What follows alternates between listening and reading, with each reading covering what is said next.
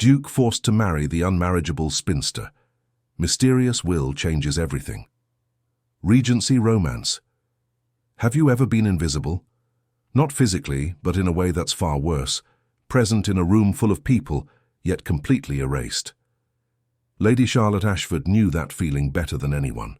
At 28 years old, she was what 1815 society called, without mercy, unmarriageable.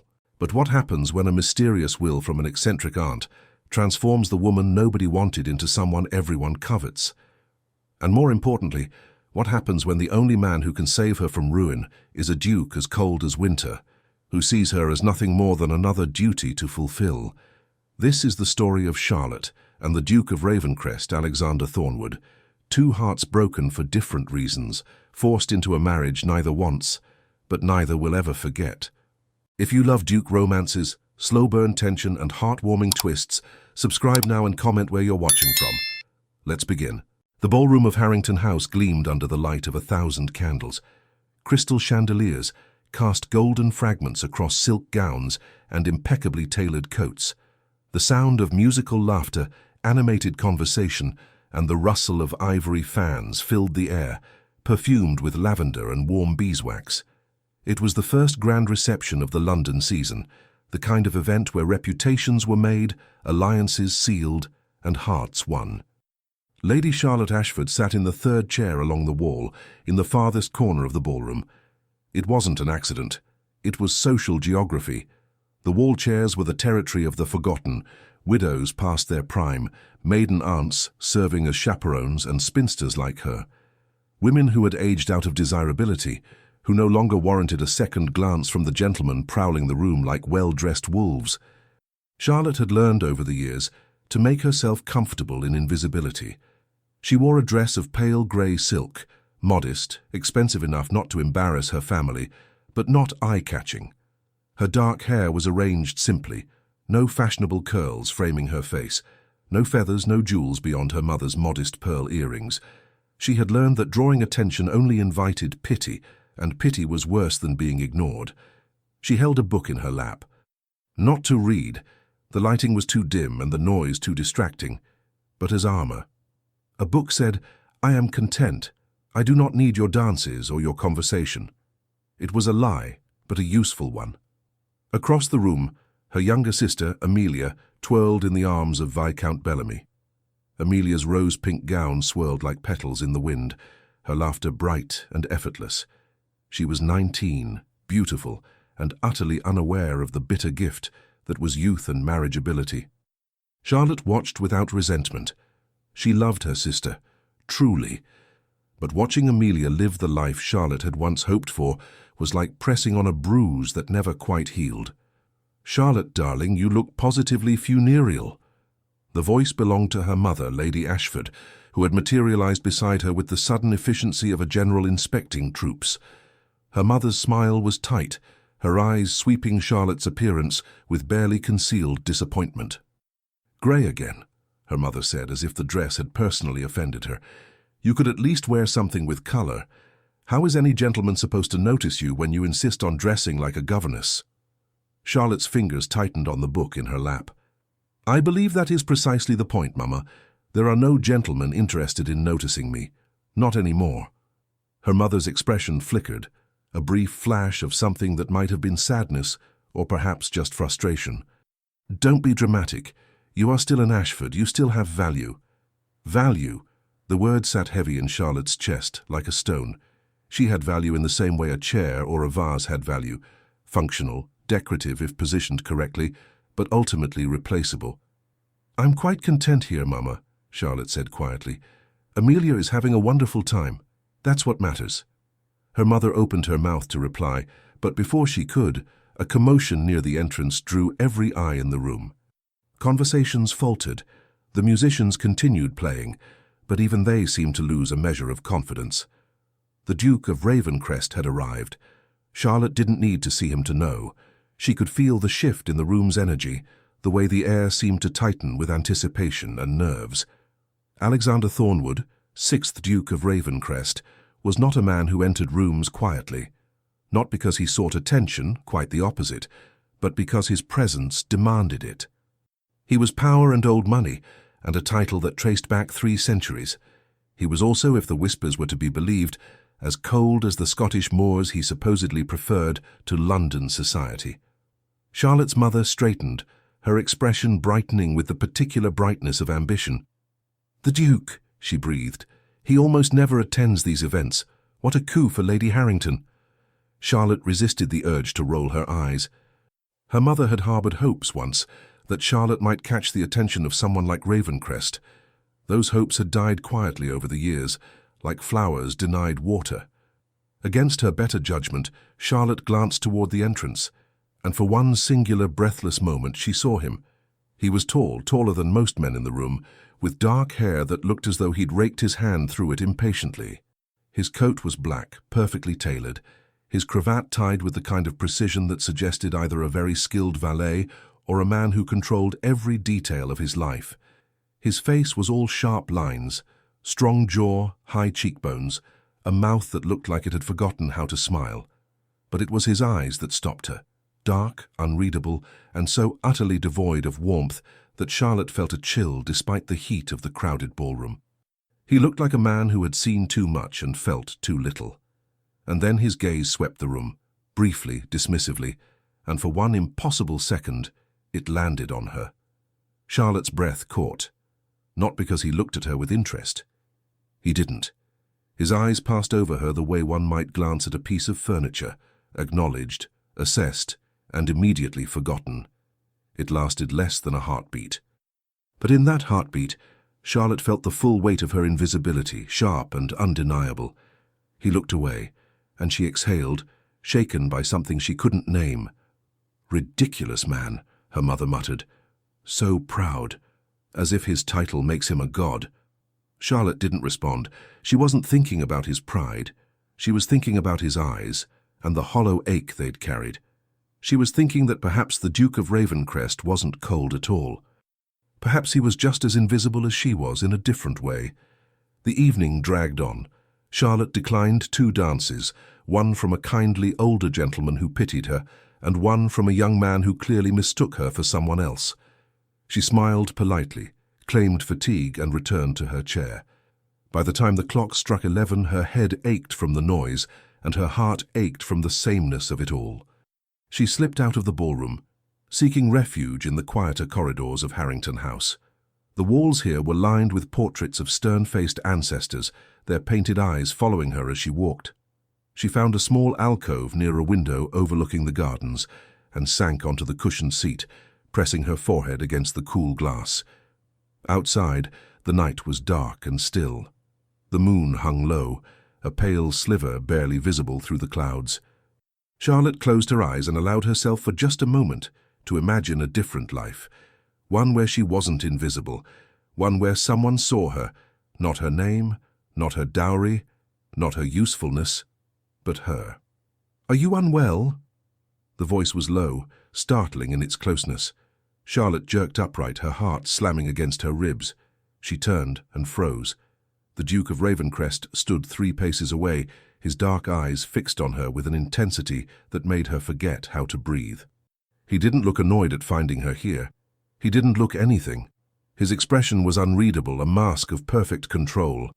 But there was something in the way he stood, too still, too tense, that suggested he was just as surprised to find her as she was to see him. "No, Your Grace," Charlotte stammered, rising quickly and dropping into a curtsy that felt clumsy and rushed. "Forgive me. I didn't mean to intrude." "You're not intruding." His voice was rough, like gravel underfoot. "I came here to escape the ballroom. It seems you had the same idea." Charlotte didn't know what to say. The Duke of Ravencrest was speaking to her, actually speaking to her, not out of pity or obligation, but because... Why? She couldn't fathom it. He took a step closer, and the moonlight through the window illuminated his face. Up close, he was even more striking and more devastating. There were shadows beneath his eyes, faint lines at the corners that spoke of sleepless nights. He looked like a man carrying a burden too heavy to set down. "I know you," he said suddenly. Charlotte blinked. I don't think so, Your Grace. You're Lady Charlotte Ashford." Her heart stuttered. He knew her name. How? Why? "I am," she said carefully, "though I confess I'm surprised you know that." Something flickered in his eyes, too quick to name. "Your aunt," he said. "Lady Beatrice Ashford. She and I were acquainted." The mention of Aunt Beatrice sent a strange shiver through Charlotte. Her aunt had passed away 6 months ago, suddenly and without warning. Charlotte had been fond of her. Aunt Beatrice was the only member of the family who had never treated Charlotte's unmarried state as a tragedy. She had been eccentric, sharp-witted and fiercely independent. She had also apparently known the Duke of Ravencrest. "I didn't know she was acquainted with you," Charlotte said softly. "She was a remarkable woman." His jaw tightened. "I'm sorry for your loss." "And I for yours," Charlotte replied, because it was clear somehow that he had lost someone too. Not recently, perhaps, but loss lingered in him like smoke. Silence stretched between them, not uncomfortable but heavy with unspoken things. Charlotte felt the wild urge to say something, anything, to keep him from walking away. But before she could, he spoke. "You'll be receiving a letter tomorrow," he said, his voice quiet but firm. "From my solicitor. Your aunt left instructions regarding you." Charlotte's stomach twisted. Instructions?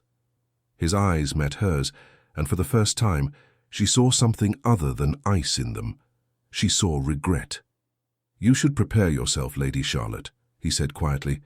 "Everything is about to change." And then, without another word, he turned and walked away, his footsteps echoing down the empty corridor. Charlotte stood frozen, her heart racing, her mind spinning with questions she had no answers for. What had Aunt Beatrice done? And why did the Duke of Ravencrest look at her like she was both a problem he had to solve and a mystery he wasn't sure he wanted to unravel? Charlotte didn't sleep that night.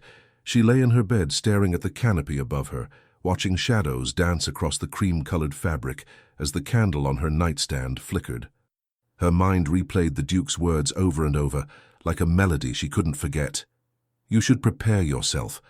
Everything is about to change." What had Aunt Beatrice done? Her aunt had been unconventional, yes. She'd never married, had travelled extensively, had filled her London townhouse with books and curiosities from every corner of the world. She'd been the subject of whispers and raised eyebrows, but she'd never cared. Charlotte had loved her for that, for her refusal to apologize for being exactly who she was. But instructions regarding Charlotte, and why would the Duke of Ravencrest, of all people, be involved? When dawn finally broke, pale and grey through her window, Charlotte felt as though she'd been awake for days. The letter arrived at precisely 9 o'clock. Charlotte was in the morning room pretending to eat breakfast, while her mother read correspondence and her father hid behind the Times. Amelia was still asleep. She'd danced until 3 in the morning and wouldn't surface until noon. The butler entered, carrying a silver tray with a single envelope, heavy cream paper. A wax seal stamped with an elaborate crest Charlotte didn't recognize.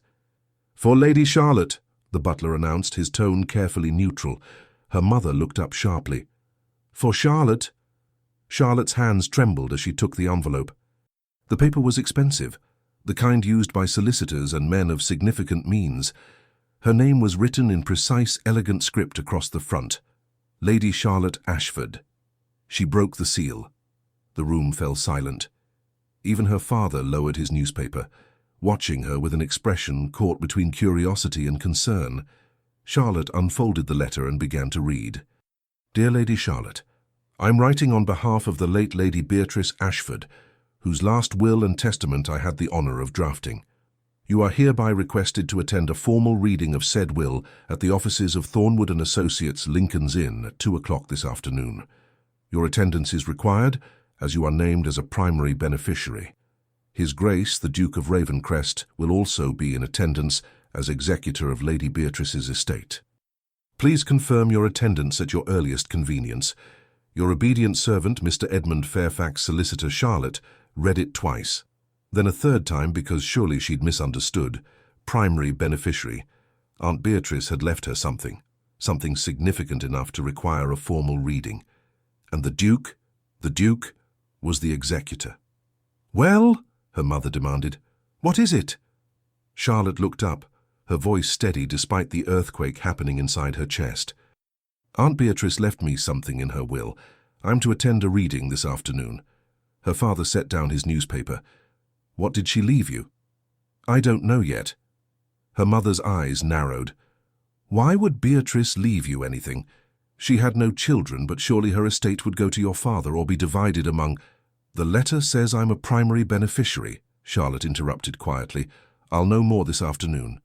Her mother opened her mouth, closed it, then opened it again.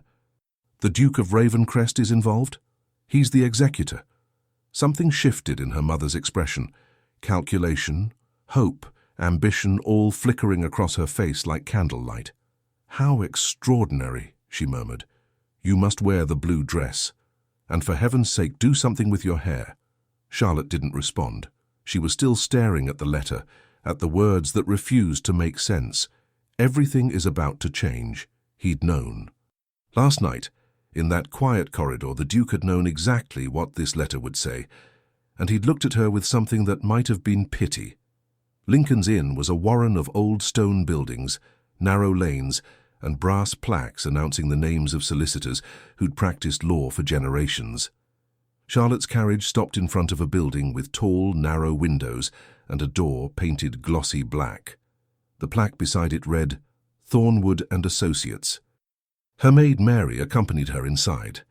The interior was all dark wood paneling, leather-bound books and the smell of ink and old paper. A clerk ushered them into a private office on the second floor. The Duke was already there. He stood by the window, his back to the door, hands clasped behind him. He didn't turn when she entered, but she saw his shoulders tighten, a subtle shift, barely perceptible, but there. Lady Charlotte, the solicitor, Mr. Fairfax, greeted her warmly. He was a man in his 60s with kind eyes and ink-stained fingers. "Please sit. We're waiting for one more party and then we can begin." Charlotte sat in one of the leather chairs facing the massive desk. Mary stood discreetly near the door. The Duke remained at the window, a dark silhouette against the grey London light. The silence was suffocating. "Your Grace," Charlotte said quietly, because she couldn't bear it any longer. "Did my aunt... did she tell you what she intended?" He turned then slowly, and the expression on his face stole the breath from her lungs. He looked haunted. "She told me enough," he said, his voice low and rough. "Enough to know that she was either the wisest woman I ever met, or the cruelest." Before Charlotte could respond, the door opened, and a young woman entered, a cousin Charlotte barely knew, and two distant relatives who looked equally confused. They took their seats, murmuring polite greetings, and Mr. Fairfax cleared his throat. "Now that we are all assembled," he began, "let us proceed." He opened a leather folio and withdrew a document written in Aunt Beatrice's unmistakable handwriting, bold, slanted, utterly confident. "I, Lady Beatrice Ashford," Mr. Fairfax read aloud, "being of sound mind and body, do hereby declare this to be my last will and testament." Charlotte's heart hammered. "To my dear niece, Lady Charlotte Ashford, I leave the entirety of my estate, including Thornfield Manor, my townhouse in London, and all assets, properties, and investments held in my name at the time of my death." Silence. Absolute, ringing silence. Charlotte couldn't breathe, couldn't think. The entirety of the estate. Aunt Beatrice had been wealthy, very wealthy. This wasn't a small bequest. This was a fortune. Her mother would faint. "However, Mr. Fairfax continued, and Charlotte's stomach dropped. "This inheritance is conditional." Of course it was. Lady Charlotte must marry within 6 months of the reading of this will. Should she fail to do so, the estate will be dissolved, the assets sold, and the proceeds donated to various charities as outlined in Appendix C. Charlotte's vision blurred. Married. Within 6 months. "Furthermore, Mr. Fairfax said, and his voice gentled as if he knew how devastating his next words would be, "Lady Beatrice has named His Grace, the Duke of Ravencrest, as executor and guardian of this condition. He is tasked with ensuring that Lady Charlotte's suitor is a man of honor, good character and genuine affection. Should His Grace determine that a proposed match is motivated solely by financial gain, he holds the authority to reject it. Charlotte's gaze snapped to the Duke. He was staring at her, his jaw tight, his eyes dark and unreadable. Why? The word tore out of her before she could stop it. Why would she do this? Mr. Fairfax hesitated, then withdrew another sheet of paper. Your aunt left you a letter, my lady. Perhaps it will provide some clarity. He handed it to her. Charlotte's hands shook as she unfolded the paper. Aunt Beatrice's handwriting swam before her eyes, but she forced herself to focus. My dearest Charlotte, if you are reading this, then I have departed this world and you are likely furious with me. Good. Anger means you're alive, and that's precisely what I need you to be. You have spent 28 years making yourself small, invisible, acceptable. You've convinced yourself that being overlooked is the same as being safe. It isn't, darling girl. It's slow death. I am giving you a fortune because you deserve it, but I am giving it with a condition because I know you. Left to your own devices, you would let this money sit untouched, would continue to live in the shadows, would never demand more from this world than it's willing to give you. Marry, Charlotte. But not just anyone. Marry someone who sees you, who values you, who makes you feel alive. I have entrusted Alexander Thornwood with this task because he too knows what it means to be invisible in a crowded room. He will not let you settle. He will not let you accept less than you deserve. You have 6 months, my darling. 6 months to seize the life you were always meant to live. Do not waste them being afraid. With all my love, Beatrice's tears blurred Charlotte's vision. She folded the letter carefully, her hands trembling. Aunt Beatrice had known. She'd known exactly how Charlotte had lived, quietly, carefully, invisibly. And she'd tried, in her own maddening way, to save her. But married, in 6 months? Charlotte was unmarriageable. Everyone knew it.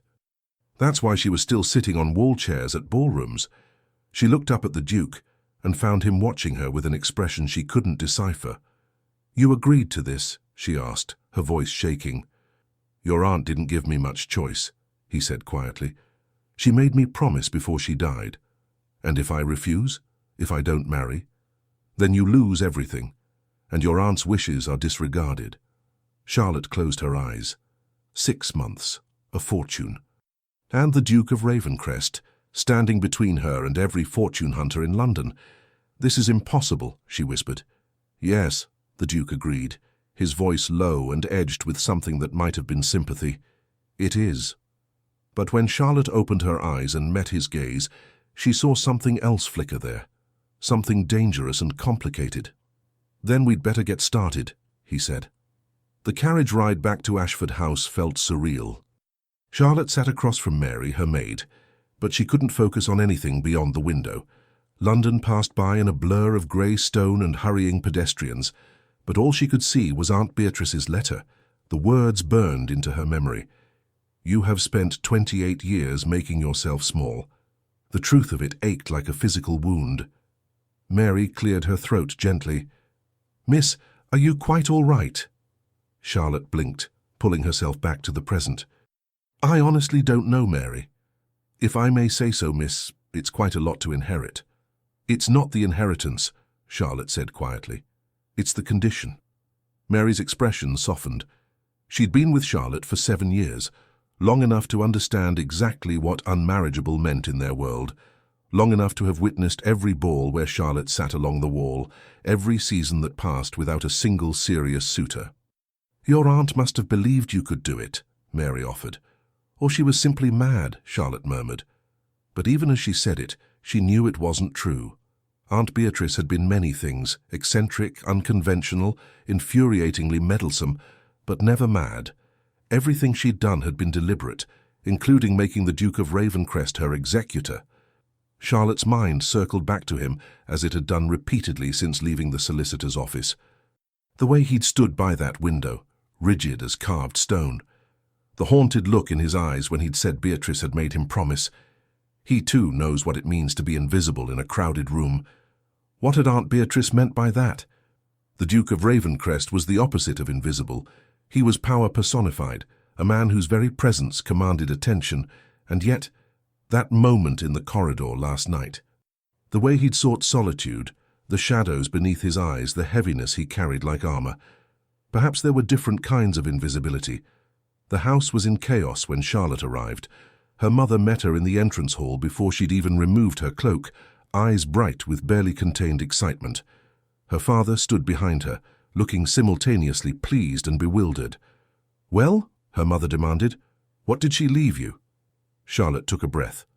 There was no point in delaying.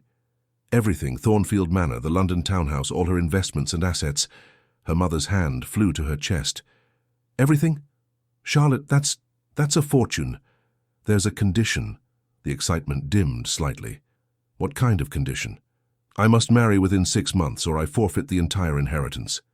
Silence. Then her mother laughed, a high, slightly hysterical sound. "Marry? Well, that's not a problem at all. With that kind of dowry, you'll have suitors lining up before week's end." Charlotte felt something cold settle in her stomach. Of course. Her mother was right. The moment word spread that Charlotte Ashford had inherited a fortune, every fortune hunter, every second son in need of funds, every desperate gentleman would come calling. But Aunt Beatrice had anticipated that too. "The Duke of Ravencrest has been named executor," Charlotte continued. "He has the authority to approve or reject any suitor he deems unworthy." Her father's eyebrows rose. "Ravencrest? That's highly unusual." "It's brilliant," her mother exclaimed. "His endorsement would be invaluable.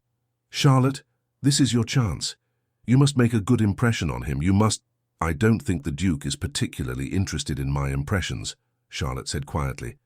"He's fulfilling a promise to Aunt Beatrice, nothing more." But even as she said it, she remembered the way he'd looked at her, like she was a puzzle he couldn't quite solve. 3 days passed, 3 days during which Charlotte's life transformed in ways both wonderful and terrible.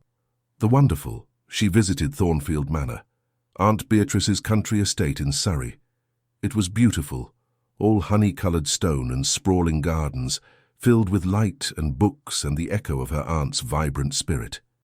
Walking through those rooms, Charlotte felt closer to Beatrice than she had since the funeral. She also visited the London townhouse, smaller but equally charming, and met with the estate manager, who outlined her new financial position. She was, by any measure, independently wealthy.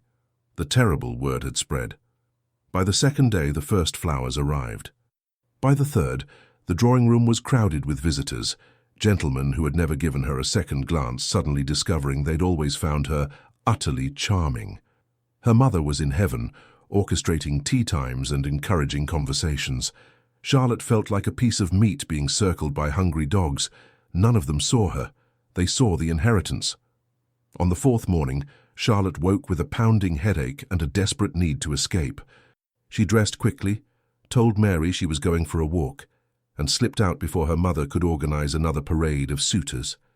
She walked without direction, letting her feet carry her through Mayfair's elegant streets. The morning was cool, the sky heavy with clouds threatening rain.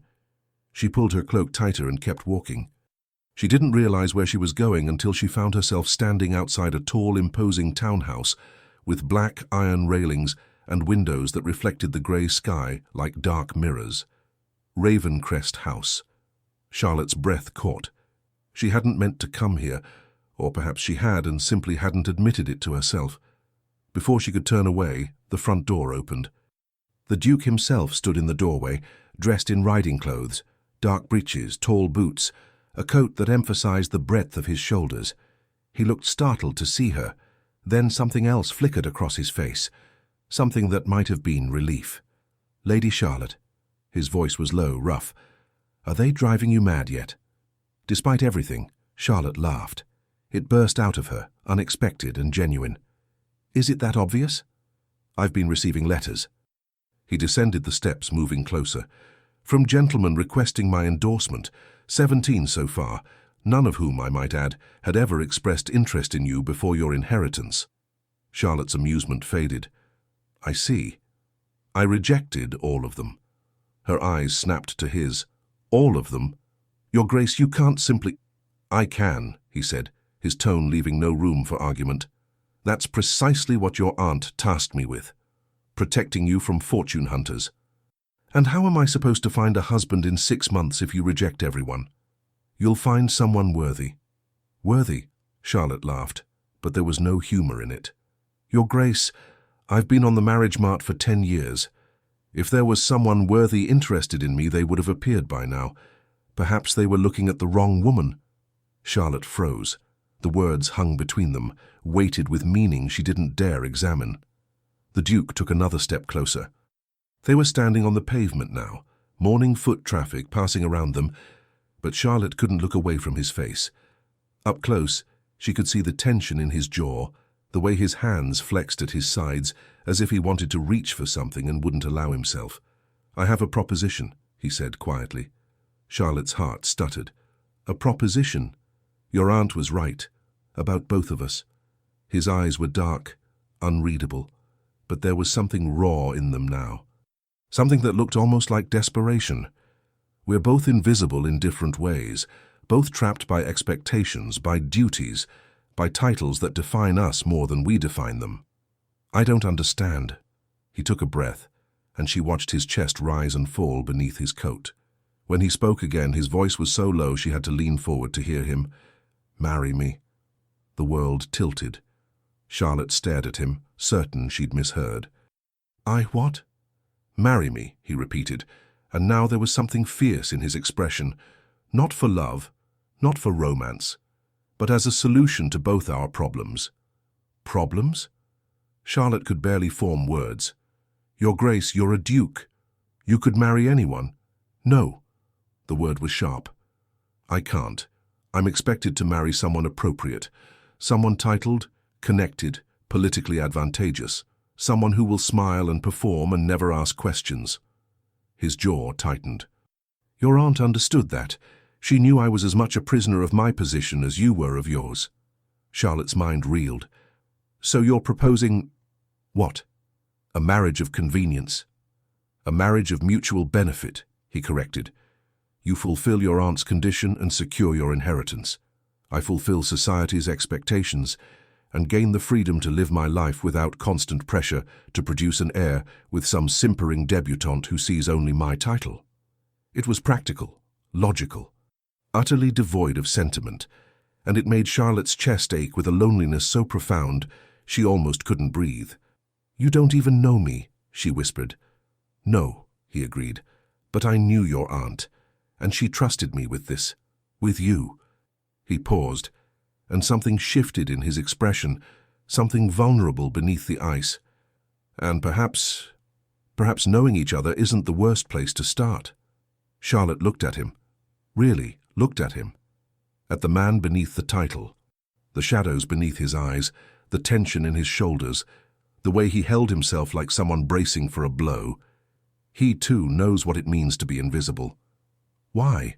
She asked. Why would you truly do this? For a long moment he didn't answer. Then, because your aunt asked me to protect you and because... He stopped, his throat working. Because I'm tired of being alone in crowded rooms. The honesty of it hit Charlotte like a physical force. She should refuse. It was insane. They were strangers. Marriage should be more than a business arrangement, more than mutual loneliness seeking company. But as she stood there, looking into the eyes of the most powerful man in London, a man who looked as lost as she felt, Charlotte realized something. Perhaps Aunt Beatrice hadn't been cruel at all. Perhaps she'd been giving them both exactly what they needed, a chance to be seen. I need time, Charlotte said finally, to think. The Duke nodded, something like disappointment flickering across his face before he shuttered it. Of course. But Lady Charlotte? He stepped closer, close enough that she could feel the warmth radiating from him despite the cool morning air. Think quickly. Your fortune hunters aren't going to wait, and neither will the clock. Then he turned and walked back into his house, leaving Charlotte standing on the pavement, her heart racing and her entire world turned upside down. The Duke of Ravencrest had just proposed to her, and heaven help her, she was actually considering it. Charlotte didn't return home immediately. She walked. Through Mayfair's pristine streets, past Hyde Park where riders trotted along Rotten Row, their horses' hooves a rhythmic percussion against packed earth. She barely saw any of it. Her mind was a storm of questions, doubts, and one impossible truth. The Duke of Ravencrest had proposed marriage, not out of love, not even out of desire, but out of something far more dangerous: understanding. "I'm tired of being alone in crowded rooms." Those words echoed through her, resonating in places she'd kept carefully locked, because she understood. God help her, she understood exactly what he meant. By the time Charlotte finally returned to Ashford House, the afternoon had faded into early evening. Her mother was waiting in the drawing room, practically vibrating with excitement. "There you are. Charlotte, where have you been?" Lord Pemberton called 3 times, and Mr. Hartley sent another arrangement of flowers. And, oh, Viscount Ashworth's mother hinted rather strongly that her son would be calling tomorrow. Isn't it marvelous? Charlotte removed her cloak slowly, buying herself a moment. "Marvelous," she echoed, the word hollow. Her mother's smile faltered. "You don't seem pleased." "I'm overwhelmed, Mamma." "Well, of course you are. This is everything we've hoped for. You must choose carefully, but we haven't much time. 6 months sounds generous, but courtship takes time. And then there are the banns to be read, and—" "Mama." Charlotte's voice came out sharper than intended. "I need to think." Her mother blinked, clearly taken aback. Charlotte never spoke sharply. Charlotte never pushed back. "Think about what? You have a dozen eligible suitors already, and more arriving daily." "I need to think about what I want," Charlotte said quietly. "Not what's convenient, not what's expected, what I actually want." For a moment, her mother simply stared. Then, unexpectedly, her expression softened. "You sound like Beatrice," she murmured.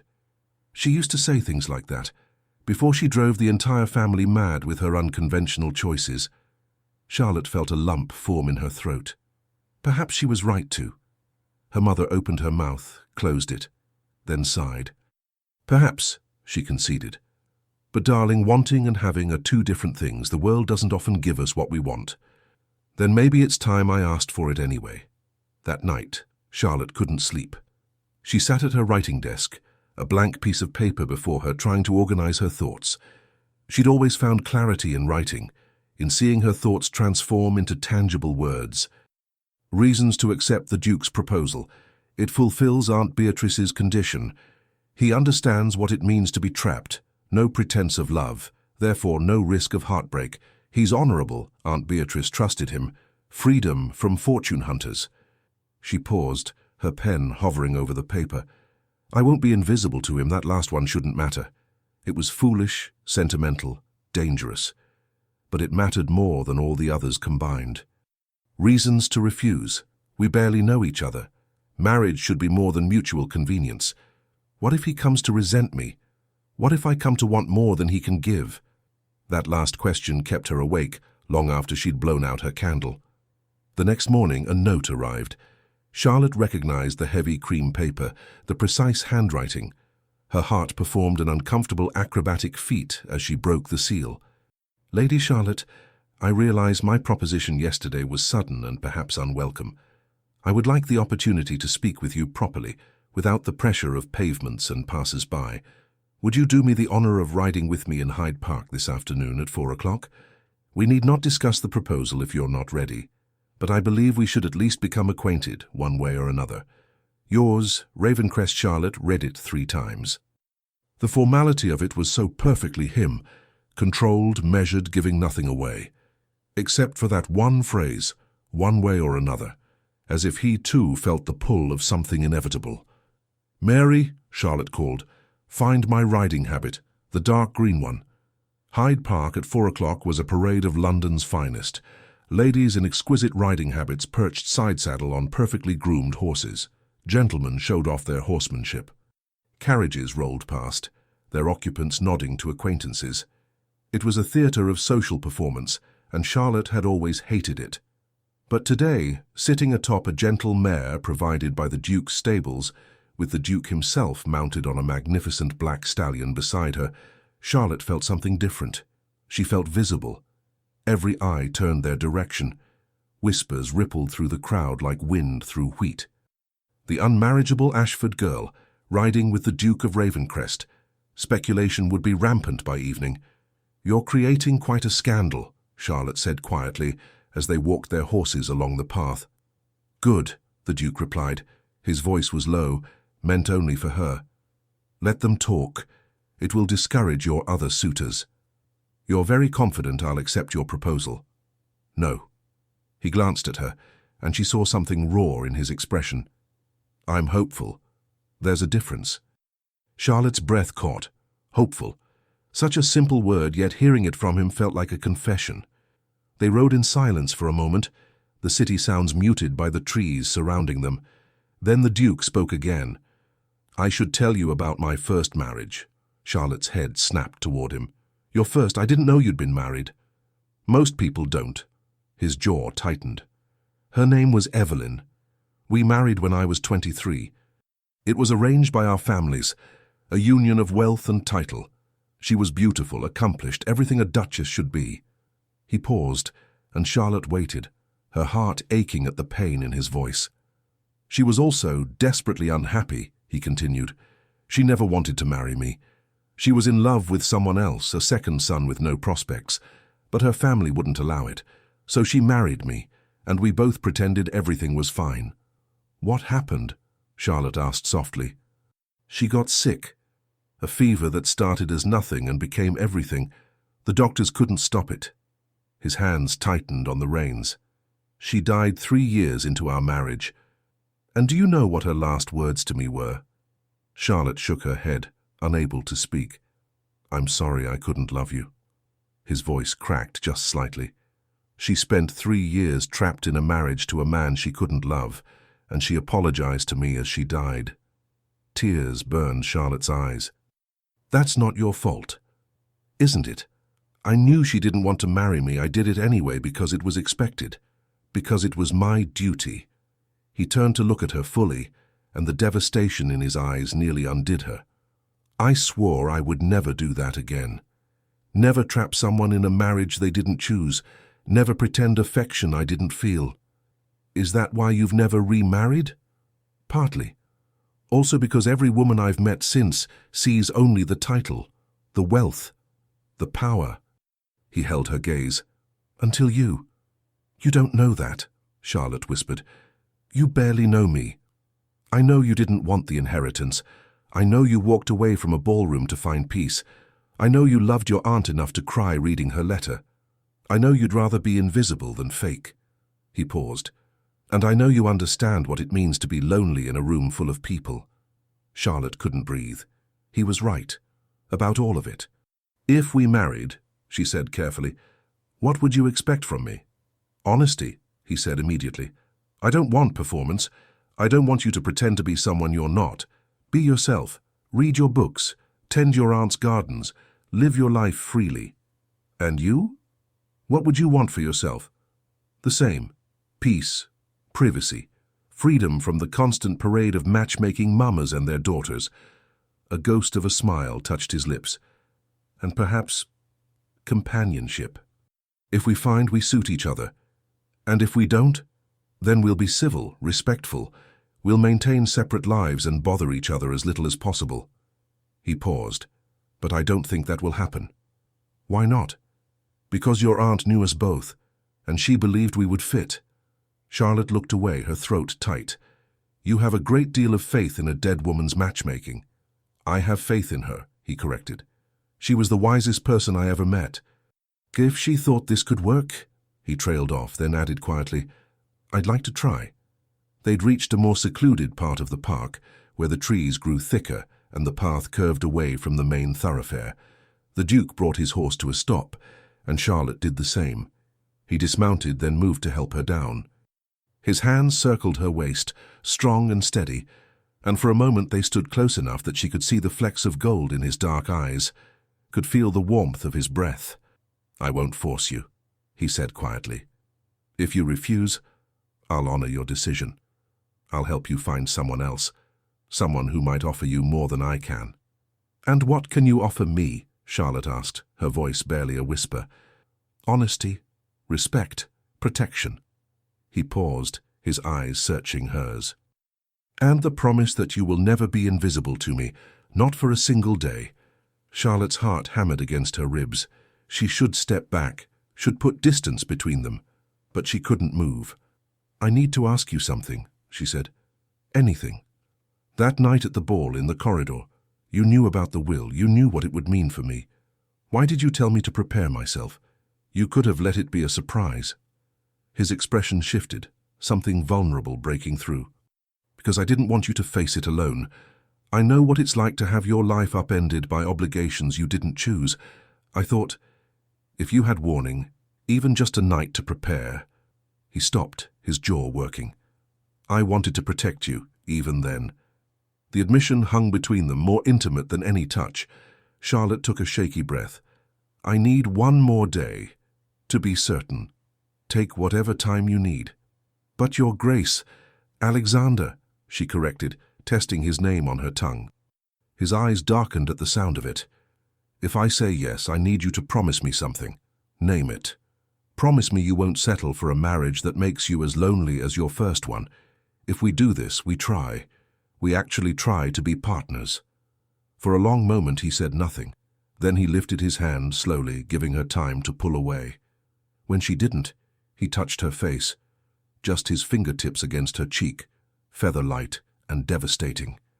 "I promise," he said. "On your aunt's memory, I promise." Charlotte closed her eyes, leaning into his touch for just a moment before stepping back. "Tomorrow," she said.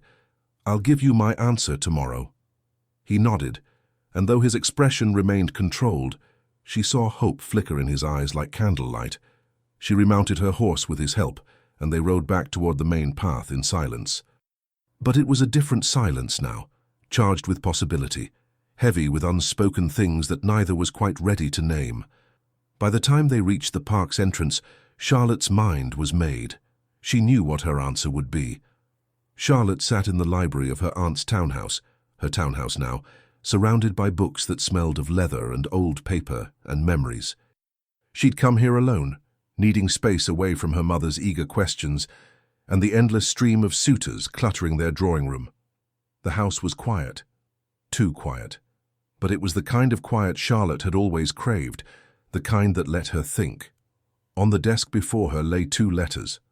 One was from Lord Pemberton, flowery and effusive, declaring his long-held admiration for her that had mysteriously never manifested until she'd inherited a fortune. The other was from Mr. Hartley, a second son with debts and a charming smile, promising her a love match for the ages. Both were lies wrapped in pretty words. Charlotte had received 11 such letters in the past 4 days, 11 men who had never noticed her suddenly desperate for her hand. Her mother had been thrilled. Charlotte had felt sick. She pushed the letters aside and pulled out the one that mattered, Aunt Beatrice's letter, worn now from being read and reread. "Marry someone who sees you, who values you, who makes you feel alive." Charlotte closed her eyes, and unbidden an image rose in her mind. Alexander Thornwood standing in the misty morning light, his dark eyes unguarded, his voice rough with honesty. "I'm tired of being alone in crowded rooms." He saw her. God help her. He saw her in a way no one else ever had, not as unmarriageable, not as a fortune to be claimed, but as someone equally trapped, equally invisible, equally desperate for something real. Was that enough? Could a marriage built on mutual understanding instead of love actually work? Charlotte thought of his first wife, beautiful, accomplished, desperately unhappy, trapped in a marriage to a man she couldn't love. But Alexander wasn't asking for love. He was asking for honesty, partnership, a chance to try. And perhaps that was more than most marriages started with. Charlotte picked up her pen. The note she sent was simple. "Your Grace, my answer is yes." "Charlotte?" She sealed it before she could second-guess herself, called for a footman and sent it to Ravencrest House. Then she sat back and waited for her life to change. He arrived within the hour. Charlotte heard the commotion downstairs, her mother's startled exclamation, her father's gruff greeting, the Duke's low voice requesting a private audience with Charlotte. She stood, smoothed her skirts, and tried to calm the wild beating of her heart. When he entered the library, he looked different somehow, less guarded.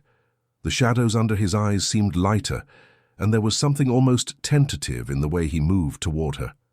"Lady Charlotte," he said, then stopped, a faint smile touching his lips. "I suppose I should get used to calling you Charlotte. And I should call you Alexander." She tested the name again, and this time it felt less strange. "Though I'm not sure I'll ever be comfortable calling a duke by his Christian name." "You will," he said softly. "In time." They stood facing each other, the desk between them like a barrier neither quite knew how to cross. Charlotte's hands trembled slightly, so she clasped them together. "I meant what I said in my note," she told him. "Yes, I'll marry you." Something shifted in his expression, relief so profound it took her breath away. "Thank you," he said, and his voice was rough. "I know this isn't conventional, but I promise you, Charlotte, I will do everything in my power to make this work." "As will I," she took a breath. "But we should discuss practicalities, expectations. I don't want misunderstandings." "Agreed." He moved around the desk, closer, but still maintaining a respectful distance. "What do you need to know? Where will we live?" "I have several estates. Ravencrest Hall in Northumberland is the primary seat, but it's cold and rather grim. I thought perhaps we might spend most of our time at Thornfield Manor, your aunt's estate. It's far more welcoming, and I know it meant something to her. To you."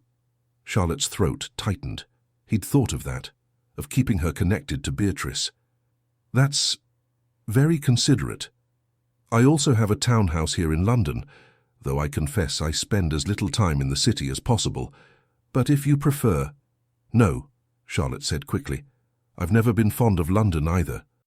The country suits me better." His smile widened slightly. "We're well matched already. What about children?" The question came out quieter than she'd intended, heat rising in her cheeks. Alexander's expression grew serious. "I won't pressure you. If children happen, I'll welcome them. If they don't, I won't consider it a failure. This marriage isn't about producing an heir. I have a cousin who can inherit if necessary." He paused, his eyes searching hers. "Is that acceptable to you?" "Yes." "Yes, more than acceptable." The idea that he wasn't marrying her simply to breed an heir made something loosen in her chest. "And intimacy?" She could barely force the word out, her face burning. Alexander took a step closer, and she could see the pulse at his throat, the tension in his shoulders. "I won't force anything on you, ever, if and when we—" He stopped, cleared his throat. "If that aspect of marriage develops between us, it will be because we both want it, not out of duty." Charlotte nodded, her heart hammering. The way he looked at her in that moment, like she was something precious and fragile, made her wonder if perhaps desire wasn't as impossible as she'd thought. "I have a condition of my own," Alexander said quietly. "What is it?" "Your fortune remains yours. I'll have my solicitor draw up papers ensuring that your inheritance is protected, untouchable by me or anyone else. You'll have complete financial independence." Charlotte stared at him. "That's unusual. I don't want your money, Charlotte. I never did. I want a partner, an equal. That requires you having your own power, your own choices." She felt tears prick her eyes. Every other man who'd courted her had seen only the fortune. Alexander was offering to protect her from him. "Thank you," she whispered. He stepped closer still, until only a foot separated them. Slowly, giving her time to retreat, he reached for her hand. His fingers were warm, slightly calloused, steady. "There's one more thing," he said. "A wedding takes time to plan. But given the circumstances, the 6-month deadline, the gossip already circulating, I think we should marry quickly, within a month if possible." Charlotte's breath caught. A month, 4 weeks to prepare for a marriage that would define the rest of her life. "That's very fast." "I know. But the longer we wait, the more your fortune hunters will circle. And—" He hesitated, his thumb brushing across her knuckles in an absent gesture that sent heat racing up her arm. "And I find I don't want to wait." The honesty of it stole her words. She looked up at him, this man who was still mostly a stranger, yet felt somehow familiar, and made a decision. 1 month, she agreed. "But Alexander—" "Yes, I want a small wedding. No spectacle, just family and a few close friends." Relief flooded his features. God, yes. I was dreading the alternative. Charlotte laughed, surprising herself. We really are well matched. We are. His eyes softened, and he lifted her hand to his lips, pressing a kiss to her knuckles that was both formal and devastatingly intimate. I'll take care of the arrangements. You focus on— He paused, a ghost of a smile playing at his lips. On preparing to become a duchess, I suppose. I have no idea how to be a duchess. Good. I've never liked duchesses. I prefer you as you are. The words settled around her heart like a warm blanket. The engagement was announced in the Times the following morning. The Duke of Ravencrest is pleased to announce his engagement to Lady Charlotte Ashford, niece of the late Lady Beatrice Ashford. The wedding will take place privately at St. George's Chapel in 1 month's time. Charlotte read it 3 times over breakfast, while her mother alternated between tears of joy and frantic planning. Her father looked bemused, but pleased. Amelia hugged her so tightly Charlotte could barely breathe. "A duke!" Amelia squealed. "Charlotte, you're going to be a duchess. I can hardly believe it." "Neither can I," Charlotte admitted. "Is he kind?" Amelia asked more quietly. "I know the marriage is practical, but is he at least kind?" Charlotte thought of Alexander's gentleness when he'd spoken of his first wife, the way he'd promised never to pressure her, the care he'd taken to protect her fortune. "Yes," she said softly. "He's kind." But even as she said it, she realized it was more than kindness she felt from him. It was recognition, as if they'd both been lost in the same dark woods and had finally found another traveler who understood the path. The next 3 weeks passed in a blur of preparation. Charlotte visited dressmakers for her wedding gown and trousseau. She met with Alexander's solicitor to sign the papers protecting her inheritance. She wrote to friends and family, informing them of her impending marriage. And she saw Alexander. Every day he called on her. Sometimes they walked in the park, sometimes they sat in her aunt's library and talked about books, about their childhoods, about the estates they would share. He told her about Ravencrest Hall, cold and imposing, and full of ancestors' portraits that seemed to judge him. She told him about growing up in her sister's shadow, about learning to make herself small. "You're not small," he said one afternoon, as they sat in the garden behind her townhouse. "You've never been small. You were just surrounded by people who couldn't see properly. And you can. I'm learning to." He reached across the space between them and took her hand. It was becoming easier, these small touches. Natural. "You're teaching me." With each conversation, each shared silence, each moment of understanding, Charlotte felt the walls around her heart begin to crack. This was dangerous. She'd agreed to a practical marriage, not a love match. Letting herself feel more than partnership, more than companionship, was a risk she hadn't planned on taking. But when Alexander looked at her, really looked at her, with those dark eyes that seemed to see straight through her defenses, Charlotte wondered if perhaps the risk was worth it. 2 days before the wedding, Alexander took her to Thornfield Manor. They rode together in his carriage, the Surrey countryside rolling past the windows in shades of green and gold. It was early summer, the air sweet with honeysuckle and cut grass. "I wanted you to see it again before we married," Alexander explained, "so you'd know this will truly be your home, not mine, ours." The word sent a shiver through Charlotte. Ours. Thornfield Manor rose before them as they crested a hill. Honey-coloured stone glowing in the afternoon sun, windows gleaming, gardens sprawling in cultivated wildness. It was beautiful. More than that, it felt like Aunt Beatrice. Warm, welcoming, alive. Alexander helped her down from the carriage, his hands steady at her waist. They walked through the gardens in silence, following stone paths between roses and lavender, past a fountain where water trickled over moss-covered stone. "She loved this place," Charlotte said softly. "More than the London house, more than anywhere." "I know. She told me once that Thornfield was the first place she'd ever felt free." Alexander glanced at her. "I think she wanted you to feel that too." They reached a bench beneath an ancient oak tree, its branches spreading like shelter. Alexander gestured for her to sit, then settled beside her, close enough that their shoulders nearly touched. "I'm nervous," Charlotte admitted. "About the wedding. About all of it." "So am I." She looked at him in surprise. You are? Terrified, he said with a self-deprecating smile. What if I fail you? What if I can't be what you need? Alexander. Charlotte turned to face him fully. You've already given me more than anyone else ever has. You've seen me. That's more than I ever hoped for. His eyes darkened, and he lifted his hand to her face, his thumb tracing the line of her cheekbone with aching gentleness. Charlotte, I need you to know something. What? This started as a practical arrangement, a solution to both our problems. His voice dropped lower, rougher. But somewhere between that morning on the pavement and now, it became more, for me at least. Charlotte's heart stopped. More? I don't know what to call it yet, but when I'm with you, I don't feel invisible anymore. I feel... He stopped, searching for words. I feel like myself. Like the man I might have been if I'd never learned to hide. Tears blurred Charlotte's vision. I feel that too, she whispered, and it terrifies me. Why? Because I didn't plan to care this much. I didn't plan to want... She trailed off, unable to finish. Want what? His hand slid to cup her jaw, tilting her face up to his. They were so close now, sharing breath, sharing space. Tell me. More, Charlotte breathed. I didn't plan to want more than partnership, more than friendship. Alexander's eyes blazed with something that looked like relief and hunger combined. Then we want the same thing.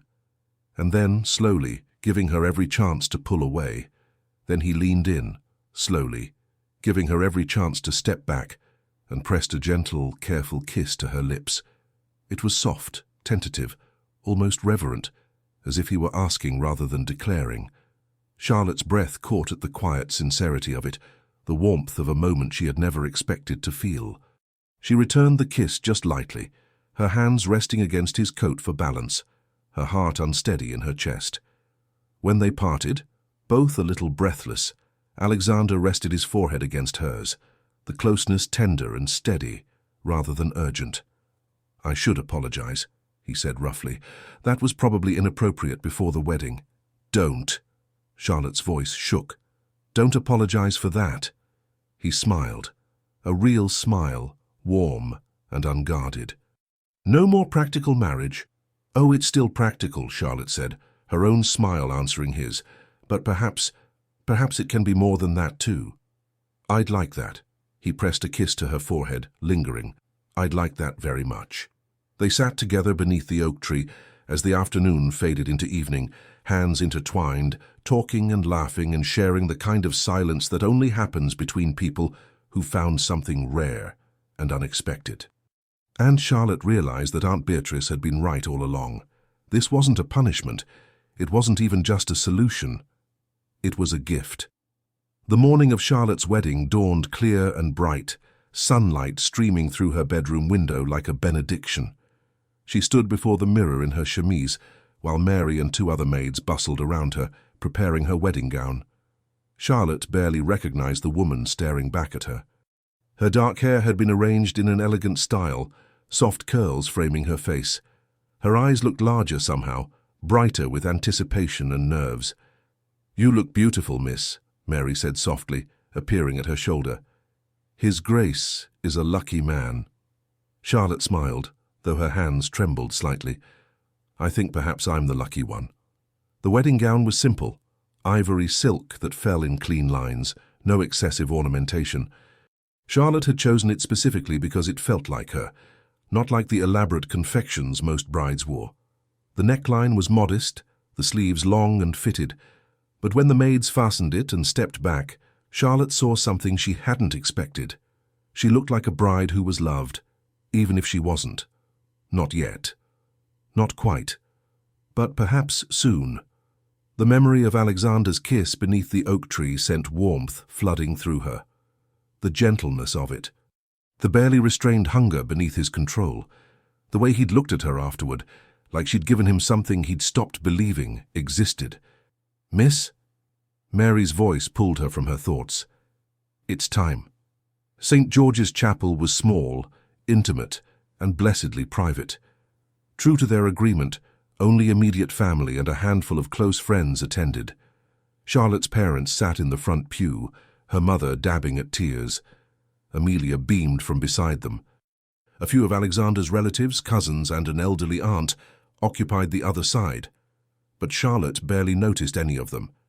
Because Alexander stood at the altar, and the moment she entered, his eyes found hers and didn't look away. He wore formal black, his cravat perfectly tied, his dark hair slightly disheveled as if he'd run his hands through it nervously. But it was his expression that stole her breath, raw and unguarded, full of something that looked dangerously close to wonder. Charlotte's father walked her down the short aisle, but she barely felt his arm beneath her hand. All she could see was Alexander. All she could hear was the thundering of her own heart. When they reached the altar, her father placed her hand in Alexander's, and the warmth of his touch steadied her. His fingers closed around hers, strong, sure, trembling just slightly. "You're beautiful," he whispered, so quietly only she could hear. "I can't breathe." Charlotte's answering smile was shaky but genuine. "Neither can I." The vicar began the ceremony, his voice a distant drone. Charlotte tried to focus on the words, on their meaning and weight, but all she could think about was the man standing beside her. The way his thumb traced absent circles on the back of her hand, the tension in his jaw, the barely perceptible rise and fall of his chest. "Wilt thou have this woman to thy wedded wife," the vicar intoned, "to live together after God's ordinance in the holy estate of matrimony? Wilt thou love her, comfort her, honor, and keep her in sickness and in health, and, forsaking all others, keep thee only unto her so long as ye both shall live?" Alexander's eyes never left hers. "I will." The certainty in his voice sent shivers down Charlotte's spine. Then it was her turn. The vicar repeated the vows, and Charlotte's voice came out steadier than she'd expected. "I will." They exchanged rings, simple gold bands that felt heavier than they looked. When Alexander slid the ring onto her finger, his hands shook slightly, and Charlotte realized he was just as affected as she was. "I now pronounce you man and wife," the vicar declared. "You may kiss your bride." Alexander hesitated for just a heartbeat, his eyes searching hers for permission. Charlotte gave the slightest nod. He leaned in slowly, giving her time to change her mind. When his lips met hers, the kiss was soft, reverent, and achingly brief, appropriate for a church, for an audience. But beneath the restraint, Charlotte felt the promise of something more. When they pulled apart, Alexander's eyes were dark with emotion. "Hello, wife," he murmured. "Hello, husband," Charlotte whispered back. And just like that, she was the Duchess of Ravencrest. The wedding breakfast was held at her parents' home, a modest affair with champagne, cake, and polite conversation. Charlotte moved through it in a daze, accepting congratulations, smiling until her face ached. But through it all, she was aware of Alexander. The way he stayed close without crowding her, the way his hand rested at the small of her back, steady and warm, the way he deflected intrusive questions with polite firmness. "When do you depart for Thornfield?" someone asked. "This afternoon," Alexander replied. "We'll spend the summer there." "And then?" "Then we'll decide what we want," he said smoothly. "That's rather the point of marriage, isn't it? Building a life together." Charlotte caught his eye across the room and saw the corner of his mouth quirk up. He knew exactly what he was doing, claiming their right to privacy, to make their own choices without society's expectations dictating terms. Finally, mercifully, the breakfast ended. Charlotte changed into traveling clothes, a deep blue dress with a matching spencer and bonnet. Alexander waited by the carriage, having already changed as well. As Charlotte descended the front steps, he moved forward to help her, his hand warm and steady on hers. "Ready?" he asked quietly. Charlotte looked back at the house where she'd spent 28 years feeling invisible. Then she looked at the man who saw her. "Yes," she said. "I'm ready." The journey to Thornfield took 3 hours. They sat side by side in the carriage, not quite touching but close enough that Charlotte could feel the heat radiating from him. The silence wasn't uncomfortable, but it was charged with awareness of what had just happened, of what would happen tonight. Charlotte's stomach fluttered with nerves. She knew the basic mechanics of the marriage bed. Her mother had given her a mortifyingly vague talk, and she'd read enough novels to understand the general idea. But knowing intellectually and experiencing it were entirely different things. "You're nervous," Alexander said quietly. Charlotte jumped slightly, then laughed at herself. "Is it that obvious? Your hands are twisting in your skirts.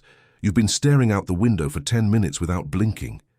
He reached over and gently untangled her fingers, holding her hand in his. "Talk to me. I don't know what to expect. Tonight, I mean." Alexander's thumb brushed across her knuckles. "Do you remember what I promised you? That I would never pressure you." "That still stands, Charlotte. Tonight, tomorrow, always." "But we're married now. There are expectations." "Not from me." He shifted closer, his free hand coming up to tilt her chin until she met his eyes. "We move at whatever pace feels right. If that means separate rooms tonight, that's fine. If it means just sleeping beside each other, that's fine too. There's no timeline, no obligation." Charlotte felt something loosen in her chest. "You wouldn't mind?" "I'd mind if you did something you weren't ready for simply because you thought you should." His voice dropped lower, rougher. "Charlotte, when we come together, if we come together, I want it to be because we both want it, not out of duty." The way he said when, not if, but when, sent heat curling through her, as if he believed it inevitable, as if he wanted her, not just a wife to fulfill an obligation. What if I don't know how? Then we'll learn together." A ghost of a smile touched his lips. "Despite the title and the estates, I'm not exactly experienced in happy marriages. We're both navigating new territory." Charlotte took a shaky breath. "I want to try. Not because I have to, because—" She stopped, searching for words. "Because when you kiss me, I forget to be afraid." Alexander's eyes blazed. He leaned in, pressing his forehead to hers. "Then I'll just have to keep kissing you." Thornfield Manor welcomed them with golden afternoon light spilling across the stone facade.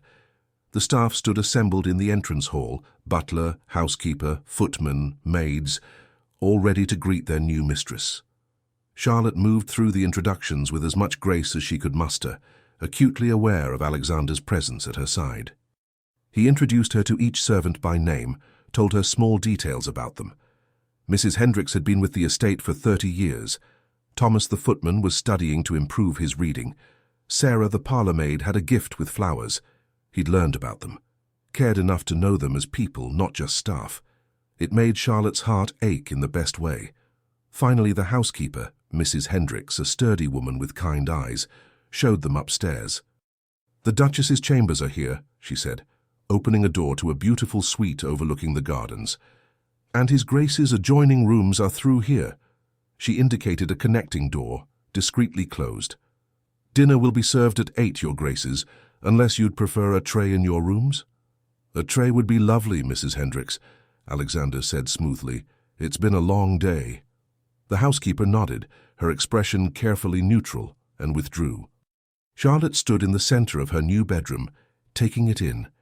It was beautiful, all soft blues and creams, with a massive 4-poster bed draped in silk, a sitting area by the fireplace, and tall windows that let in floods of light.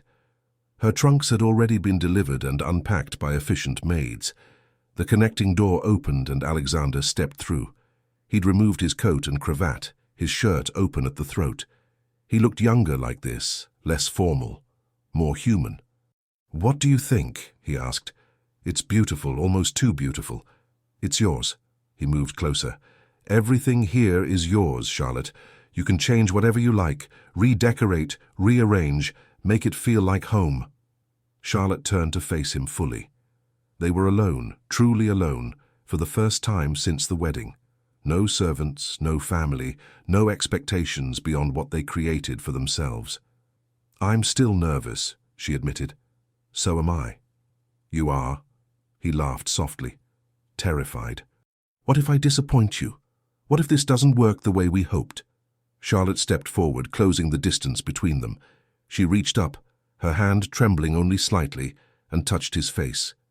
His jaw was rough beneath her palm, the shadow of evening stubble emerging.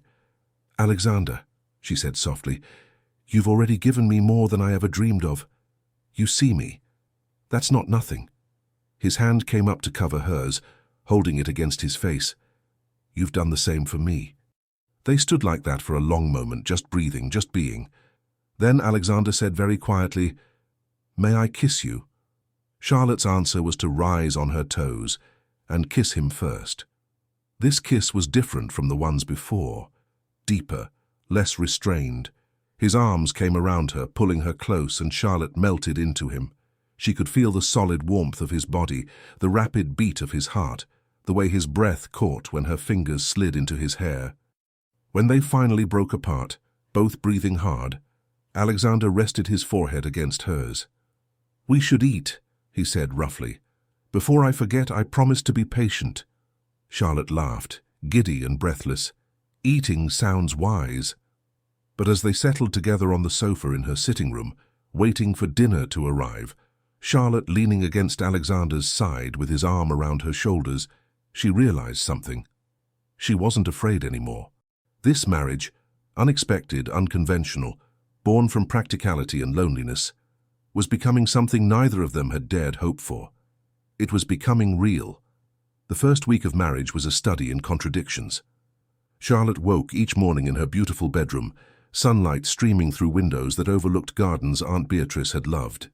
She would dress with Mary's help, venture downstairs and find Alexander already in the breakfast room, reading correspondence, drinking coffee, looking up the moment she entered with an expression that made her heart perform acrobatics. They were married, living under the same roof, sharing meals and conversations and the intimate domesticity of daily life. And yet each night they retreated to separate rooms. Not because Alexander didn't want her. Charlotte saw the hunger in his eyes when he looked at her, felt the tension in his body when they sat close. But he'd meant what he said. He wouldn't rush her, wouldn't pressure her, would wait until she was ready. The problem was, Charlotte didn't know if she'd ever feel ready. Not because she didn't want him, God, she wanted him. But wanting and knowing how to ask for what she wanted were entirely different things. She'd spent 28 years being invisible. Being wanted, being desired, being seen in that particular way. It was terrifying and thrilling in equal measure. On the 8th morning of their marriage, Charlotte woke to rain. It drummed against the windows, steady and hypnotic, turning the world outside grey and soft. She lay in bed longer than usual, listening to the sound, thinking about the man sleeping in the room next to hers. They'd kissed, several times, brief, stolen moments that left her breathless and aching. But they hadn't talked about it, about the physical side of marriage, about what they both wanted, about when or how to bridge the gap between what they were and what they might become. Charlotte threw back the covers and dressed quickly, then made her way downstairs. Alexander wasn't in the breakfast room. The butler informed her that His Grace was in the library if she wished to join him. Charlotte made her way through the familiar corridors, her heart beating faster with each step. She found him standing by the tall windows overlooking the rain-soaked gardens, still in his shirt sleeves, a book forgotten in his hand. He looked lost in thought, his expression distant and sad in a way that made Charlotte's chest ache. "Alexander?" He turned and the sadness cleared, replaced by warmth. "Good morning. I didn't hear you come in. You looked far away." Charlotte moved closer. "What were you thinking about?" He hesitated, then set the book aside. "Evelyn, my first wife. I was thinking about how she used to love the rain. She'd stand at windows just like this and watch it for hours." Charlotte's throat tightened. "Do you miss her?" "Not in the way you might think." Alexander turned to face her fully. "I miss the idea of her. The woman she might have been if she'd been allowed to choose her own life. But the actual marriage..." He shook his head. "That was a slow death for both of us." Charlotte stepped closer, close enough to see the pain lingering in his eyes. "I'm sorry you went through that. I'm sorry she went through it." He reached out, tucking a loose curl behind Charlotte's ear. The gesture was tender, intimate, and sent shivers down her spine. "That's why I won't do that to you. I won't let this become something that slowly kills us." "It won't," Charlotte said with more certainty than she felt. "We're choosing this. That's different." "Is it?" His hand cupped her cheek now, thumb brushing across her skin. "Or are we both just so desperate not to be alone that we're fooling ourselves?" The vulnerability in his voice broke something open in Charlotte's chest. She'd been so focused on her own fears, her own inadequacies, that she hadn't fully considered his. He was terrified too, terrified of repeating the past, terrified of failing her the way he felt he'd failed Evelyn. "Look at me," Charlotte said softly. He did, those dark eyes full of doubt and hope, warring for dominance. "I'm not her," Charlotte said firmly. "I'm not trapped. I chose this, I chose you, not your title, not your wealth. You." She took a breath. "And yes, I'm scared. I'm scared I don't know how to be a wife, how to be desired, how to be anything other than invisible. But I'm choosing to be scared with you, not alone anymore." Alexander's eyes closed, his jaw working. When he opened them again, they were bright with unshed tears. "How are you so brave?" "I'm not brave. I'm terrified." Charlotte moved closer still until their bodies nearly touched. "But I think maybe being terrified together is better than being safe alone." For a long moment, they just stood there, breathing each other's air, existing in the charged space between wanting and having. Then Alexander said roughly, "I don't know how to do this." "Do what?" "Want someone. Really want them. Not out of duty or expectation, but because I can't stop thinking about them. Because every moment we're apart feels wrong, because—" He stopped, his hands coming to rest on her waist. "Because I'm falling for you, Charlotte, and I don't know what to do with it." Charlotte's heart stopped, then started again, faster, harder. "You're falling for me?" "Yes." The word came out like a confession. "I know that wasn't the agreement. I know this was supposed to be practical, convenient, safe. But somewhere between proposing on a pavement and now, everything changed." His grip on her waist tightened. "And I need to know if I'm alone in this, because if I am, if you're still seeing this as just an arrangement, I need to know so I can protect myself." Charlotte stared at him, this powerful man looking so utterly vulnerable, and felt the last of her defenses crumble. "You're not alone," she whispered. Alexander's breath caught. "Charlotte." "I don't know when it happened," she continued, the words tumbling out now that she'd started. "Maybe that first night in the corridor when you warned me everything would change. Maybe when you proposed marriage with such terrible honesty. Maybe every moment since then, all at once. But Alexander, I'm falling too. And it terrifies me because I've never been wanted like this. I don't know how to be. Then let me show you." His voice was rough, desperate. "Let me show you how much I want you. Not as a duchess, not as an obligation, but as Charlotte, just Charlotte." "How?" The word came out breathless. Alexander's answer was to pull her against him and kiss her. This kiss was different from all the others. There was no hesitation, no careful restraint. It was hunger and need and months, years, of loneliness finding someone who understood. His mouth moved over hers with a desperation that matched her own, and Charlotte responded with equal fervor, her hands fisting in his shirt, pulling him closer. They stumbled backward until Charlotte's back brushed the bookshelf. Alexander's hands moved instinctively to her waist, steadying her with a tenderness that made her knees weaken. The closeness of him, the warmth, the certainty, the way he held her as if she mattered, unraveled something deep inside her. She gasped against his mouth, and he immediately gentled the kiss, his touch reassuring, never demanding. She gasped against his mouth, and he gentled slightly, his kisses turning softer, more exploratory. "Tell me to stop," he murmured against her lips. "If this is too much, tell me to stop. Don't stop." Charlotte pulled him back to her. "Please don't stop." But eventually they had to breathe. They broke apart, both trembling, both breathing hard. Alexander rested his forehead against hers, his hands still at her waist, holding her steady. "Come to my room tonight," he said quietly. "Not because you should, not out of duty, but because you want to, because you're ready." Charlotte's heart hammered. Just to sleep," he clarified quickly. "I want to fall asleep with you beside me and wake up knowing you're there. Nothing more. Not until you ask for it." The tenderness of it nearly undid her. He wasn't demanding. He was asking, offering her the choice, the control, the safety of knowing she could stop at any point. "Yes," Charlotte whispered. "Tonight." The day passed with agonizing slowness. Charlotte tried to read but couldn't focus. She attempted correspondence but wrote the same sentence 3 times. She walked in the gardens despite the drizzle, letting the cool mist settle on her face, trying to calm her racing heart. She was going to his room tonight just to sleep. But the intimacy of it, sharing a bed, sharing space, sharing vulnerability, felt more significant than any physical act. Dinner was quiet. They sat across from each other at the small table in the private dining room, making stilted conversation, both acutely aware of what the evening held. When the meal ended, Alexander stood and offered his hand. "Walk with me," he asked. They walked through Thornfield's corridors in silence, past portraits and tapestries and centuries of history. When they reached the staircase leading to their rooms, Charlotte's steps faltered. Alexander stopped, turning to face her. "If you've changed your mind—" "I haven't." Charlotte met his eyes. "I'm just nervous." "So am I." He smiled slightly. "Shall we be nervous together?" Charlotte took his hand, and they climbed the stairs. Alexander's bedroom was larger than hers, darker, more masculine.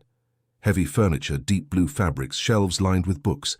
A fire burned in the hearth, casting dancing shadows across the walls. Charlotte stood in the center of the room, suddenly unsure what to do with her hands, her body, herself. "I'll step into my dressing room while you change," Alexander said gently. "Take your time." He disappeared through a side door, leaving Charlotte alone. She changed quickly, her fingers fumbling with buttons and laces. Mary had left a nightgown, white cotton, modest but soft. Charlotte pulled it on, took down her hair, then stood frozen, staring at the massive bed. This was real. This was happening. A soft knock on the dressing room door. "May I come out?" "Yes." Alexander emerged in a dark banyan, his feet bare, his hair disheveled from changing. He looked younger like this, less formal, more human. He moved to the bed, pulling back the covers, then gestured for her to join him. Charlotte climbed in, her heart pounding so hard she was certain he could hear it. Alexander slid in beside her, carefully maintaining space between them. For a long moment they just lay there, side by side, staring at the canopy above them. Then Alexander said quietly, "This is strange." Charlotte laughed, tension breaking. "Very strange. Would it help if I held you?" Charlotte's breath caught. "Yes." Alexander shifted closer, his arm coming around her waist, pulling her back against his chest. Charlotte felt the solid warmth of him, the steady rise and fall of his breathing, the way his body curved protectively around hers. "This okay?" he murmured into her hair. "Perfect," Charlotte whispered, and it was. Despite the strangeness, despite the newness, lying in Alexander's arms felt like the safest place in the world. "Charlotte?" His voice was sleepy now, rough with exhaustion. "Thank you for choosing me, for being brave enough to let me see you." Charlotte turned in his arms, pressing her face against his chest. "Thank you for seeing me in the first place." His arms tightened around her. And for the first time in 28 years, Charlotte fell asleep feeling completely, utterly seen. Charlotte woke slowly, awareness returning in layers. Warmth, safety, the steady rhythm of breathing that wasn't her own. She was still in Alexander's arms, her back pressed against his chest, his face buried in her hair. Outside, early morning light filtered through the curtains, turning the room soft and golden. Charlotte shifted slightly, and Alexander's arms tightened around her instinctively, even in sleep. The gesture, unconscious, protective, made her heart ache in the best way. She turned carefully in his embrace until they were face to face. In sleep, Alexander looked younger. The tension he carried during waking hours smoothed away. His dark lashes rested against his cheeks, his mouth soft and unguarded. There was a vulnerability to him like this that made Charlotte want to protect him, even as he'd spent weeks protecting her. As if sensing her gaze, his eyes opened. For a moment, they just looked at each other. No words, no expectations, just the quiet intimacy of waking together. "Good morning," Alexander said, his voice rough with sleep. "Good morning." His hand came up to cup her face, thumb brushing across her cheekbone. "Did you sleep?" better than I have in years." Charlotte leaned into his touch. "You?" "The same." A small smile played at his lips. "Though I kept waking up afraid you'd left. That I'd imagined this." "I'm real," Charlotte whispered. "This is real." Alexander's eyes darkened with emotion. He leaned forward slowly, giving her time to pull away, and kissed her forehead, then her temple, then the corner of her mouth. Soft, reverent kisses that made her breath catch. "Alexander," she breathed, "tell me what you want." His voice was low, urgent. "Tell me what you're ready for." Charlotte's heart raced. What did she want? She wanted him, wanted to stop being afraid, wanted to trust that she deserved this, deserved to be wanted, to be touched, to be loved. "I want you to see me," she said quietly. "All of me. Not just the parts I've learned to show. Everything." Alexander's breath hitched. "Charlotte, I'm ready." She met his eyes, letting him see the truth in hers. "I'm ready to stop hiding." Something broke in his expression, restraint giving way to raw need. He kissed her then deeply, thoroughly, tasting like morning and promise. Charlotte kissed him back with everything she had, her hands sliding up his chest, feeling the rapid thunder of his heart beneath her palms. "Are you sure?" he murmured against her lips. "We can wait." "I don't want to wait anymore." Charlotte pulled back just enough to look at him. "I want to be your wife, in every way." Alexander closed his eyes, a shudder running through him. When he opened them again, they blazed with barely controlled desire. "Then let me show you what your courage means to me." What followed was a slow unraveling. Alexander moved with aching gentleness, as if Charlotte were something precious he'd been entrusted to protect. Every touch, every kiss, every whispered word was a question she answered with her own hands, her own mouth, her own breathless gasps. He showed her what it meant to be truly valued, not as a transaction, not as duty, but as herself, imperfect, uncertain, learning as she went. And Charlotte discovered that being seen, truly seen, in her most vulnerable moments, was the most terrifying and exhilarating thing she'd ever experienced. There was fumbling, awkward moments, breathless laughter when limbs tangled in unexpected ways. But through it all, there was tenderness, care, the sense that they were discovering something together, building something new from the ruins of their separate loneliness. When the moment settled, when they lay close, wrapped in quiet affection, hearts racing, skin damp with exertion, Charlotte felt fundamentally changed, not because of the physical act itself, but because of what it represented. She had chosen this, chosen him, chosen to be brave, and he had chosen her back. "Charlotte," Alexander breathed against her hair, his arms tight around her. "Are you all right?" She laughed, giddy and overwhelmed. "I don't know. I feel everything. Is that good or bad?" Charlotte turned in his arms, pressing her palm against his chest, feeling the wild beat of his heart. "It's perfect.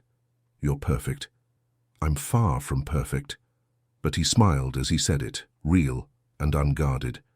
"But with you, I feel like I might be enough." "You're more than enough." Charlotte kissed him softly. "You're everything I didn't know I was allowed to want." They lay together as morning light strengthened, talking in low voices about nothing and everything, their childhoods, their fears, their hopes for this strange marriage that had become something neither expected.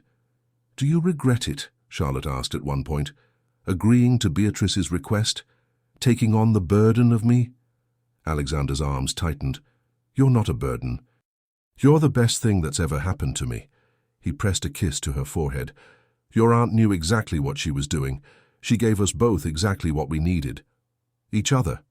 "Each other," he confirmed, "and the courage to admit we didn't want to be alone anymore." The weeks that followed were a revelation. Charlotte and Alexander fell into a rhythm. Mornings tangled together in bed, afternoons exploring the estate or reading side by side in the library.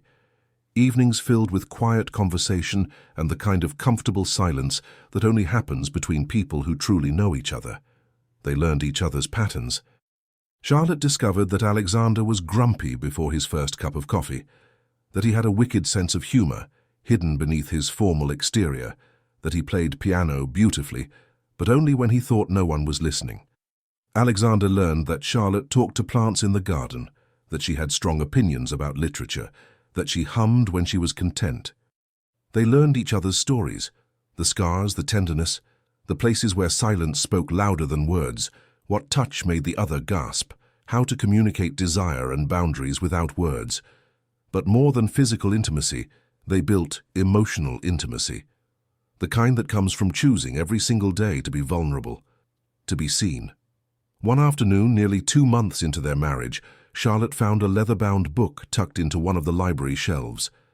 She pulled it out, recognizing Aunt Beatrice's handwriting on the cover. For Charlotte.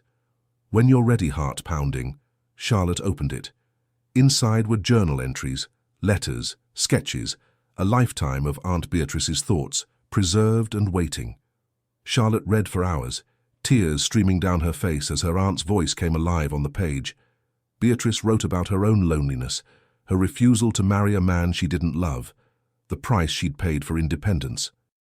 But she also wrote about joy, the freedom she'd found in choosing her own path, the satisfaction of a life lived on her own terms.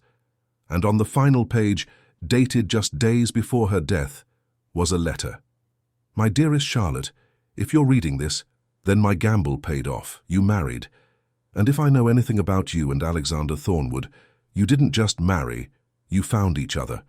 I met Alexander 5 years ago, when he was still reeling from losing Evelyn. He was hollow, Charlotte.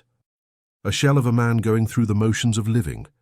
We became friends, unlikely ones perhaps, but real, and I watched him slowly disappear further into himself, convinced he was destined for a lonely life.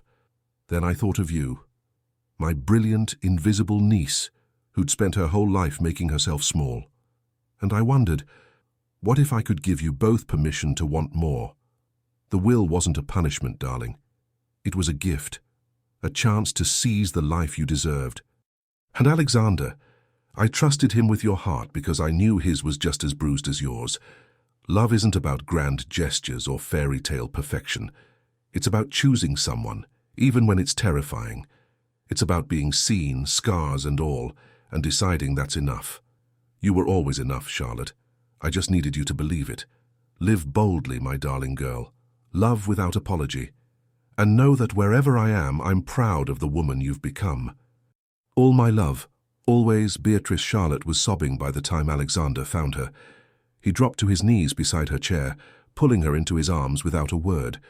She clung to him, grief and gratitude warring in her chest. She knew, Charlotte choked out. She knew exactly what she was doing. She did, Alexander agreed softly. She was extraordinary. I miss her. So do I. He pulled back just enough to wipe the tears from Charlotte's cheeks. But she gave us this, each other. That's not nothing. It's everything, Charlotte whispered. The 6-month deadline came and went without fanfare. Charlotte woke on the designated day in Alexander's arms, as she did every morning now. They made love slowly, tenderly, then dressed and went downstairs for breakfast. Over coffee, Alexander said casually, I believe your inheritance is officially secured today. Charlotte looked up, startled. She'd almost forgotten about the condition, so wrapped up had she been in simply living. I suppose it is. Any regrets? She thought about it seriously. 6 months ago she'd been unmarriageable, invisible, resigned to a life of quiet obscurity. Now she was a duchess, yes, but more importantly, she was seen, loved, known. Not a single one, she said. You? Alexander set down his cup and reached across the table, taking her hand. My only regret is that I didn't meet you sooner, that we wasted years being lonely when we could have been finding each other. Charlotte's throat tightened. We found each other when we were meant to. Perhaps. He lifted her hand to his lips, pressing a kiss to her knuckles. But I'm grateful for every day we have from this point forward. That afternoon, they rode out to visit Aunt Beatrice's grave. It was in a small churchyard on the edge of Thornfield's lands, beneath a spreading oak tree. Charlotte knelt and placed fresh flowers, lavender and roses, Beatrice's favourites. Thank you, Charlotte whispered. For everything. For seeing what I needed before I knew myself. for trusting Alexander with my heart. She paused, tears pricking her eyes. For loving me enough to set me free. Alexander knelt beside her, his hand warm on her back. She'd be proud of you, of both of us. I hope so. They stayed for a while, sitting in the grass beside the grave, talking about memories and grief and the strange beauty of being given a second chance. As the sun began to set, painting the sky in shades of gold and pink, Alexander stood and helped Charlotte to her feet. "Ready to go home?" he asked. Charlotte looked at him, this man who'd started as a stranger, become a husband of convenience, and transformed into her partner, her lover, her home. "Yes," she said, lacing her fingers through his. "I'm ready." They walked back through the golden evening light, hand in hand, two people who'd learned that being seen was worth every risk. And above them, if she listened carefully, Charlotte could almost hear Aunt Beatrice's laughter on the wind, triumphant, delighted, and utterly unsurprised. 1 year later, the ballroom at Thornfield Manor blazed with light and laughter. Charlotte stood at the edge of the crowd watching couples dance, feeling the music pulse through the floorboards.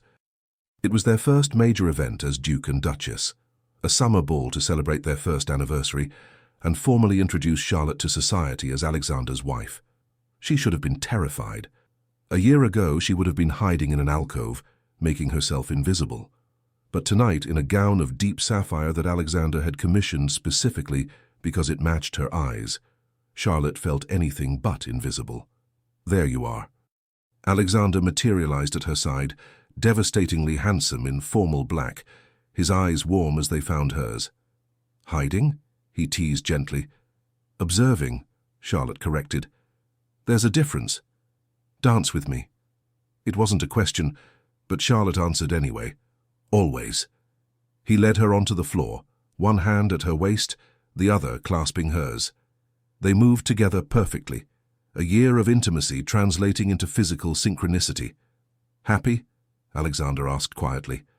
Charlotte looked up at him, this man who saw her, who chose her, who loved her with a fierceness that still took her breath away. "Deliriously," she said. "Good." He pulled her fractionally closer, propriety be damned. "Because I have news." "Oh?" "I spoke with the solicitors today. Your aunt's estate has been fully settled, every penny, every property, secured entirely in your name. You're one of the wealthiest women in England." Charlotte laughed. "And yet the thing I value most is dancing with you in our home." Alexander's eyes darkened with emotion. "Charlotte, I love you," she said, the words still new enough to feel like miracles. "In case I haven't said it today. You said it this morning, and last night, and yesterday afternoon in the library." His smile was pure happiness. "But I'll never tire of hearing it." "I love you," she repeated, just because she could. "I choose you. Every day, I choose you. And I choose you." He leaned down, pressing his forehead to hers right there in the middle of the ballroom. "Guests be damned. My wife, my partner, my home." They danced until the music ended, until the guests began to depart, until it was just the two of them in a ballroom that had witnessed the impossible. An unmarriageable woman had found her place. A lonely duke had found his heart. And Aunt Beatrice's unconventional will had given them both exactly what they needed. Permission to be seen, to want more, to choose love. Charlotte took Alexander's hand, and together they walked upstairs to their bedroom, to the life they'd built from loneliness and courage, and the simple radical act of being honest. Outside, stars wheeled overhead, infinite and bright. And inside Thornfield Manor, two people who'd learned what it meant to be truly seen fell asleep in each other's arms, grateful for mysterious wills and second chances and the extraordinary gift of being chosen.